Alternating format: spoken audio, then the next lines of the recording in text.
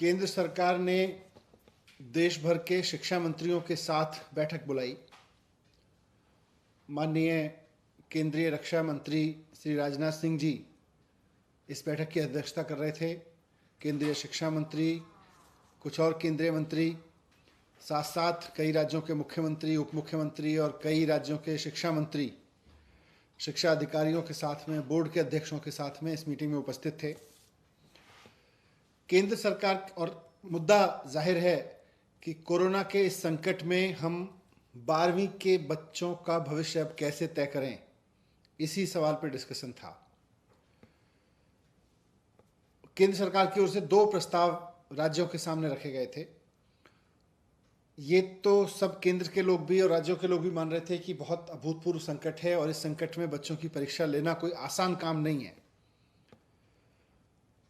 तो केंद्र सरकार के 2 प्रस्ताव थे। उसमें एक प्रस्ताव था कि हम 12वीं क्लास के जो बच्चे हैं उनकी परीक्षा लें, पहले के तरीके से लें, लेकिन कुछ चुने हुए सब्जेक्ट्स की ही परीक्षा लें। जैसे लगभग 200 सब्जेक्ट्स हैं, उन 200 सब्जेक्ट्स में से केवल 20 मेजर सब्जेक्ट्स की परीक्षा लें और उनके बेस पर ही हर एक बच्चे के बाकी सब्जेक्ट्स के मार्क्स दें। ये एक प्रस्ताव था पहले। तो इस तरह से 19-20 सब्जेक्ट्स की परीक्षा लेके और 19-20 सब्जेक्ट्स में आए हुए नंबर्स के आधार पर, मार्क्स के आधार पर बाकी सब सब्जेक्ट्स को इवेलुएट उसी के आधार पे करें, ऐसा एक प्रस्ताव है। इसमें एग्जामिनेशन सेंटर्स वगैरह वगैरह सब वैसे ही चलेगा जैसे पहले चलता था। दूसरा उनका प्रस्ताव था कि परीक्षा लें, लेकिन उसका पैटर्न थोड़ा बदलें। स्कूल में ही परीक्षा हो, ऑब्जेक्टिव टाइप के क्वेश्चंस की परीक्षा हो, 3 घंटे की जगह 1.5 घंटे की परीक्षा हो और उसकी बच्चों की जो कॉपी चेक करने का काम है वो भी स्कूल में ही हो। तो ये उनका दूसरा प्रस्ताव था। और उसमें यह भी है कि बच्चों के सारे सब्जेक्ट्स की परीक्षा ना हो, लेकिन बच्चे तय कर लें कि उनको कौन से 4 सब्जेक्ट की परीक्षा देनी है या 3 सब्जेक्ट की परीक्षा देनी है। ये उनका ऑप्शन भी था। देश के अलग अलग राज्यों के शिक्षा मंत्रियों ने अपनी अपनी राय रखी। दिल्ली की तरफ से मैंने भी इस पर अपनी राय रखी और इससे पहले मैंने कल दिल्ली के बहुत सारे प्रिंसिपल्स, प्राइवेट स्कूलों के प्रिंसिपल्स और टीचर्स, फिर गवर्नमेंट स्कूल्स के प्रिंसिपल्स और टीचर्स और फिर स्टूडेंट्स के साथ, पेरेंट्स के साथ संवाद किया था। और उसके बेस पर, उस पूरे मंथन के बेस पर मैंने दिल्ली की तरफ से 12वीं के बच्चों के भविष्य के बारे में सरकारों को क्या कदम उठाने चाहिए, ये मैंने राय रखी अपनी, उसको मैं आपके साथ शेयर कर रहा हूँ। पूरे देश में इस वक्त करीब 1.5 करोड़ बच्चे हैं जो 12वीं क्लास में पढ़ रहे हैं। इन 1.5 करोड़ बच्चों के पेरेंट्स, इनके टीचर्स और खुद ये बच्चे सबके सब बहुत उम्मीद भरी निगाहों से सरकारों की ओर देख रहे हैं और ख़ास तौर से केंद्र सरकार की ओर देख रहे हैं कि केंद्र सरकार परीक्षाओं के बारे में कोई निर्णय ले, ताकि 12वीं की जो ये क्लास है ये इतनी लंबी होती चली जा रही है, आगे बढ़ती जा रही है, आगे बढ़ती जा रही है। ये 12वीं की क्लास से आगे उनको बढ़ने का मौका मिले। एक ऐसे समय में ये सब बात हो रही है, आज जो चर्चा हुई, जब हमारे पास रोजाना 2.5 लाख केस आ रहे हैं पूरे देश में, लगभग इस समय भी। देश के बहुत सारे गांवों से किस तरह की स्थिति है, किस तरह की बॉडीज मिल रही हैं, वो हम सब मीडिया पे, सोशल मीडिया पे देख रहे हैं। हमारे सामने बार बार ये बात भी आ रही है कि तीसरी वेव भी आ सकती है और ये बात बार बार कही जा रही है अलग अलग सेक्टर से कि तीसरी वेव अगर आती है तो बच्चों को सबसे ज़्यादा नुकसान पहुंचाएगी तीसरी वेव। ऐसे में दिल्ली सरकार का मानना है, मुख्यमंत्री अरविंद केजरीवाल जी ने भी मुझको कहा कि ये प्रस्ताव केंद्र सरकार के सामने रखा जाए कि बच्चों की सेहत से, बच्चों की सुरक्षा से खिलवाड़ करके हमें परीक्षा पूरा करने का शौक नहीं पूरा करना चाहिए। शिक्षण संस्थाएं, शिक्षा व्यवस्था अपनी एक अलग कंपल्सन रखती है। शिक्षा व्यवस्था कहती है कि परीक्षा होनी चाहिए, बोर्ड कहता है, बोर्ड की परंपराएं कहती हैं कि परीक्षाएं होनी चाहिए। शिक्षा की जो हमारे अभी तक की प्रैक्टिस रही है और शिक्षा की जो अभी तक हमारी समझ रही है वो कहती है कि पहले पढ़ाओ, फिर बच्चे की परीक्षा लो, उसके बाद में बच्चे को पास या फेल करो। लेकिन ये सब आइडियल वर्ल्ड की दुनिया है।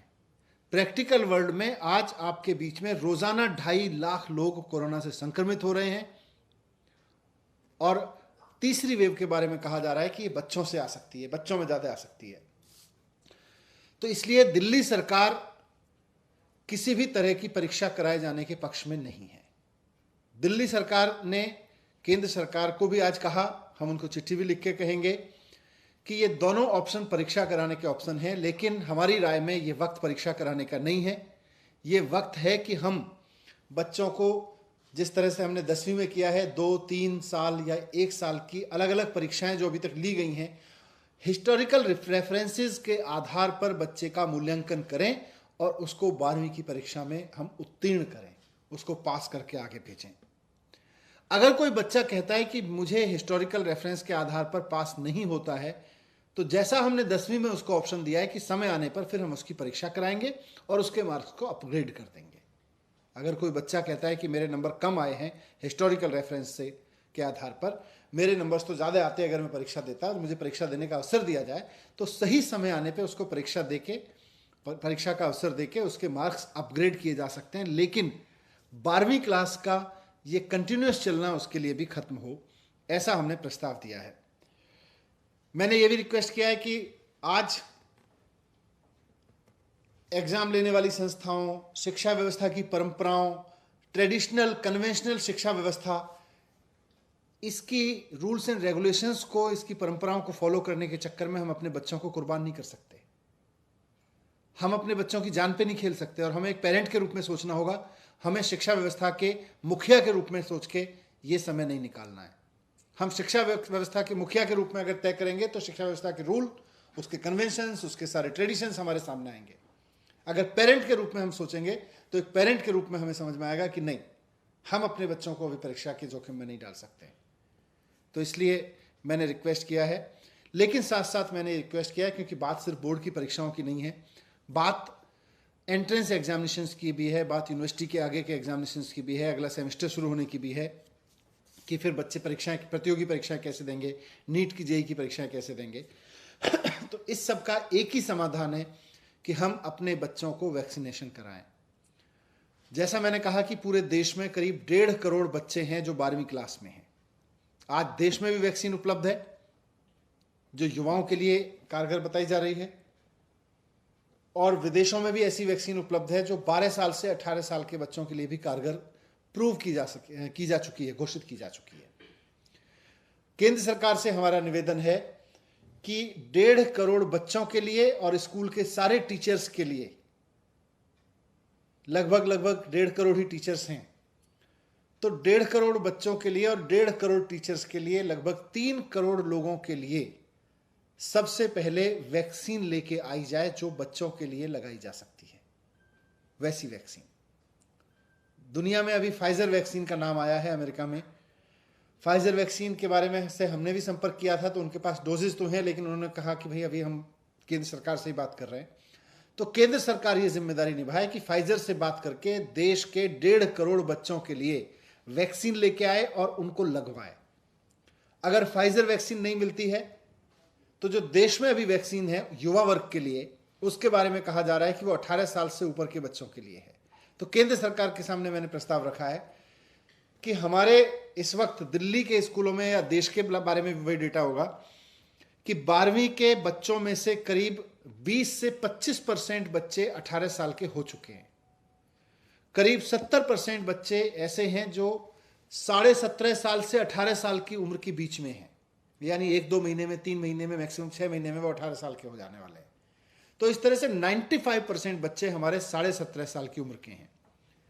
तो इन 17.5 साल वाले बच्चों की क्या हम वैक्सीनेशन कर सकते हैं, इस बारे में हम हेल्थ एक्सपर्ट से बात करें।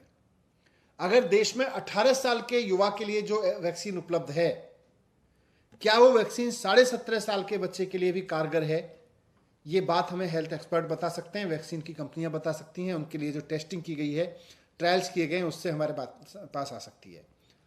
अगर ये संभव है कि हेल्थ एक्सपर्ट की राय के बाद और वैक्सीन कंपनियों की राय के बाद कि अगर 17.5 साल के बच्चों को वैक्सीन लगाई जा सकती है, ये मौजूदा वैक्सीन देश की, तो सारा वैक्सीनेशन प्रोग्राम रोक के पहले जैसे हमने डॉक्टर्स के लिए पहले लगाया, वैसे ही अब हम प्राथमिकता देके देश के 1.5 करोड़ बच्चों को वैक्सीन लगा दें।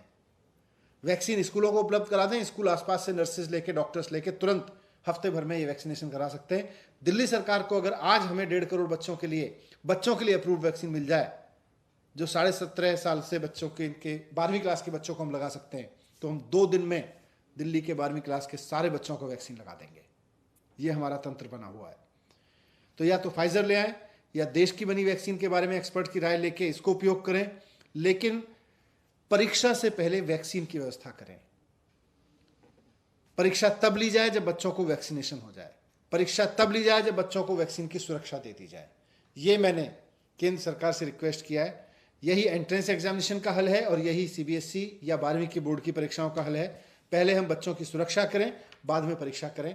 ये बात मैंने बहुत मुख्य रूप से केंद्र सरकार के सामने रखी है और मैंने कहा है कि जितनी शिद्दत से हम परीक्षा लेने के लिए मेहनत कर रहे हैं, उतनी शिद्दत से अगर हम बच्चों की वैक्सीन लाने पे मेहनत कर लेंगे तो परीक्षा लेना भी सुरक्षित हो जाएगा।